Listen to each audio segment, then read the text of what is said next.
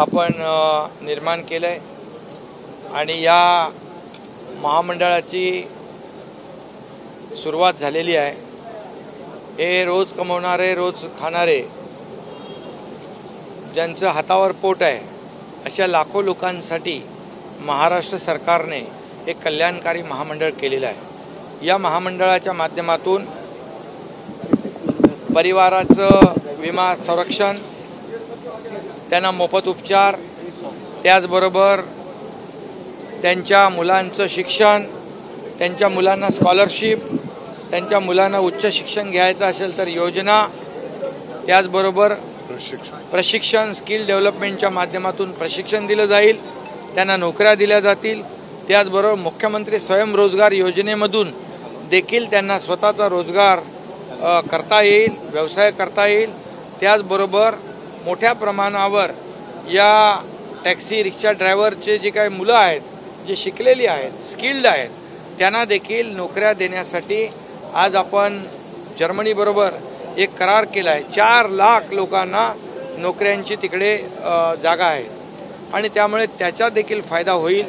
आणि या महामंडळामध्ये तात्काळ ज्याला दुखापत होईल त्याला तात्काळ 50,000 रुपये देण्याचा एक प्रावधान केलेला आहे। त्याचबरोबर ही जी काही आरोग्य विमा पॉलिसी जी आहे ही आणखी विस्तृत बनवण्याचा देखील विचार आहे। आणि त्याचबरोबर यामध्ये हे चालक जे आहेत हे जेव्हा 65 वर्षाचे होऊन निवृत्त होतात ते कामकाज करू शकत नाही, गाडी चालवू शकत नाही, अशा परिस्थितीमध्ये देखील त्यांना पुढचं भविष्य त्यांचं जे आहे सुखकर होण्यासाठी एक ग्रॅज्युएटीची जी काही एक पॉलिसी आम्ही करण्याचा विचार केलेला आहे। त्यामध्ये देखील त्या सर्वांना फायदा होईल। आज परिवहन विभागाने 50 कोटी रुपयाची तरतूद याच्यात केलेली आहे। आणखी उद्योग विभाग असेल, त्याचबरोबर डिस्ट्रिक्ट मायनिंग फंड आहे, राज्य सरकार आहे आणि CSR आहे। त्याचबरोबर या सर्व चालकांचं जे काही मिनिमम असं कॉन्ट्रिब्युशन आहे, या सगळ्यामधून हे महामंडळ जे आहे हे मोठं ताकदीचं महामंडळ होईल आणि यामधून अनेक योजना या लाखो लोकांच्या परिवारासाठी, मुलांच्या भवितव्यासाठी या ठिकाणी केल्या जातील। अशा प्रकारचं महत्त्वाचं हे महामंडळ टॅक्सी ऑटो चालक कल्याणकारी महामंडळ सुरू झालेलं आहे। तुम्ही देखील सुरुवातीच्या काळात रिक्षा चालवत होतात, एका रिक्षावाल्याकडून रिक्षावाल्यांना भेट सापडली नाही। हे गरीब लोक आहेत, हे रोज कमवणारे रोज खाणारे लोक आहेत, सर्वसामान्य लोक आहेत। यांनी सर्वसामान्यांचं सरकार आहे, हे सर्वसामान्यांचं सरकार आहे, शेतकऱ्यांचं, कष्टकऱ्यांचं, हे रोज कमवणाऱ्यांचं, रोज खाणाऱ्यांचं, हातावर पोट भरणाऱ्यांचं आणि त्याचबरोबर महिला भगिनींचं, युवकांचं। आणि त्यामुळे या आमच्या सरकारमध्ये सर्वांना न्याय देण्याचं काम आमचं सरकार करतंय आणि त्याचाच एक भाग आहे। त्यासाठी देखील यामध्ये स्वतःच्या पायावर उभं राहण्यासाठी जी योजना आहे ती देखील योजना याच्यामध्ये समाविष्ट आम्ही करतोय, जेणेकरून स्वतःचा रोजगार देखील, व्यवसाय देखील त्यामध्ये करता येईल।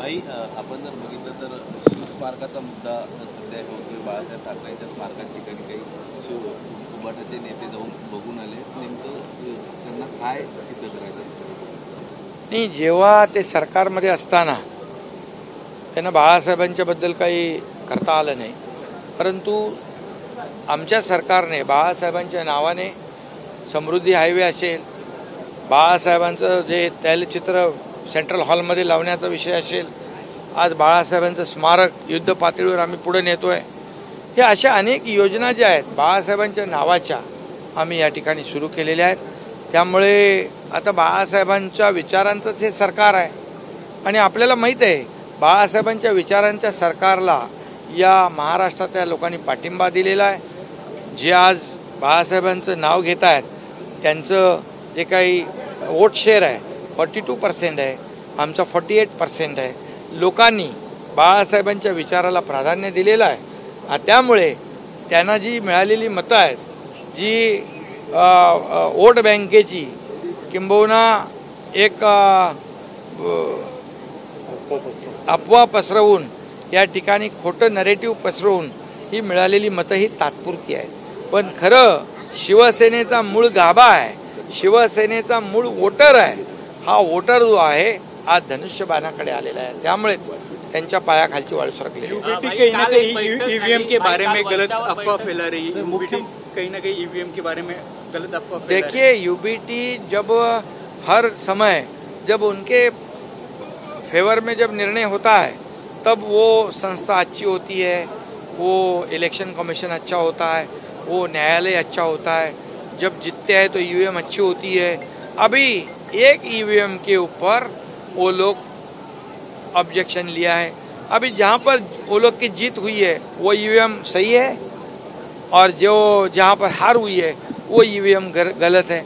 ऐसा कहना ये कैसे सच हो सकता है? ये झूठे नैरेटिव है, ये झूठ है। और ये कैसे कहते हैं मराठी में, रडीचा डाव, गिरे तो भी टांग ऊपर वाली बात है। आज जो हमारे वाइकर रविंद्र वाइकर की जीत हुई है उससे इतने परेशान हो गए वो उनकी जीत हजम नहीं कर पा रहे। और कितने जो टेक्निकल जो एक्सपर्ट लोग हैं उन्होंने कहा है कि ईवीएम हैक नहीं हो सकती है, ईवीएम के साथ छेड़छाड़ नहीं हो सकती है। जो किसी ने कहा है वो हमारे देश के बारे में नहीं, वो अमेरिका के बारे में जो इलेक्ट्रॉनिक ईवीएम के बारे में कहा है।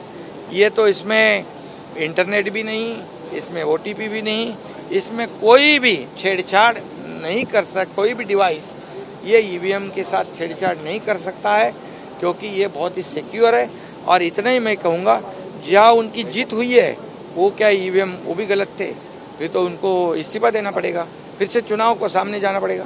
उन्होंने ये भी कहा है वर्धापन दिन आहे, उद्या पक्षाचा वर्धापन दिन साजरा होतोय। काय वैशिष्ट्य असेल वर्धापन दिनाचं? आणि वर्धापन दिनाच्या पूर्वसंध्येला आज आपण बघतोय उद्धव ठाकरेंनी बाळासाहेब ठाकरेंच्या स्मारकाची पाहणी केली। ते त्यांना बरं ते तेवढं तरी सुचलं, कारण काम तर आम्ही सुरू केलेलं आहे। आणि उद्या वर्धापन दिन आहे शिवसेनेचा, जल्लोषामध्ये साजरा होईल। बाळासाहेबांच्या विचाराचा वर्धापन दिन आहे, त्यामुळे या सरकारने बाळासाहेबांच्या विचारांवर आधारित कामकाज केलेलं आहे। अनेक योजना बाळासाहेबांच्या नावाच्या आम्ही केलेल्या आहेत, आणखी आम्ही करणार आहोत।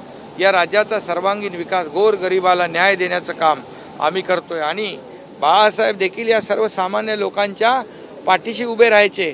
आज वर्धापन दिनाच्या पूर्वसंध्येला आज ऑटो रिक्षा टॅक्सी चालक कल्याणकारी महामंडळ आज स्थापित केलंय आणि ते आज सुरू होतंय, याचा देखील आम्हाला आनंद आहे।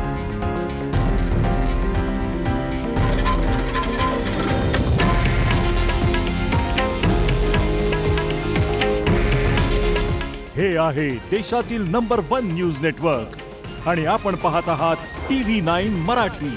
काळजी तुमची, हित महाराष्ट्राचं।